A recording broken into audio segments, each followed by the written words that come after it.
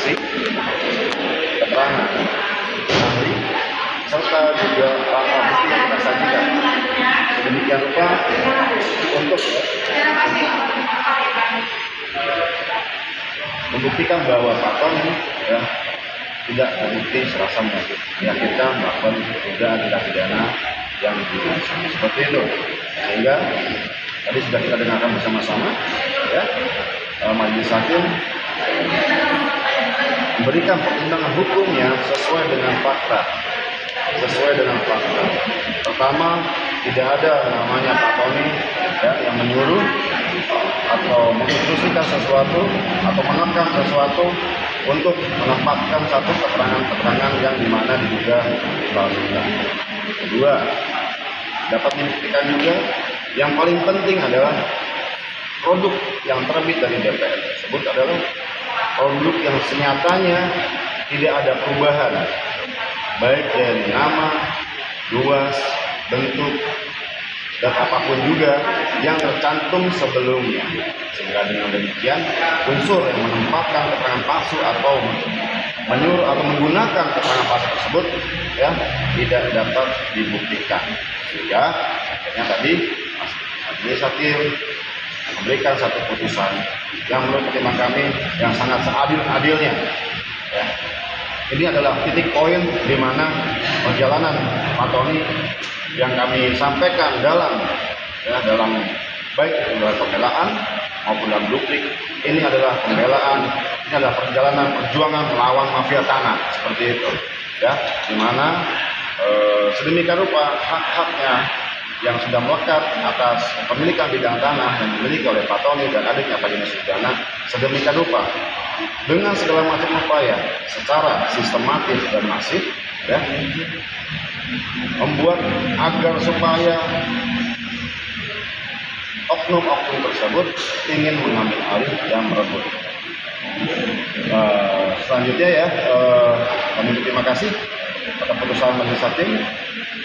Semoga kita semua diberikan kesehatan dan kesejahteraan selalu. Mungkin Pak Tony sampaikan, ada yang mau disampaikan? Saya cuma satu hal, saya berterima kasih pada Tuhan Yesus terutama, kemudian kepada majelis hakim dan majelis hakim yang lain, juga atas bantuan Pak Hidayat. Oke, terima kasih semuanya. Kadang mungkin ada mau sampaikan? Upaya hukum pasca putusan apa lah? Itu haknya penuntut umum. Kalau kami menerima, kalau bisa penuntut umum pun menyadari tidak melakukan upaya-upaya hukum berikutnya. Kenapa?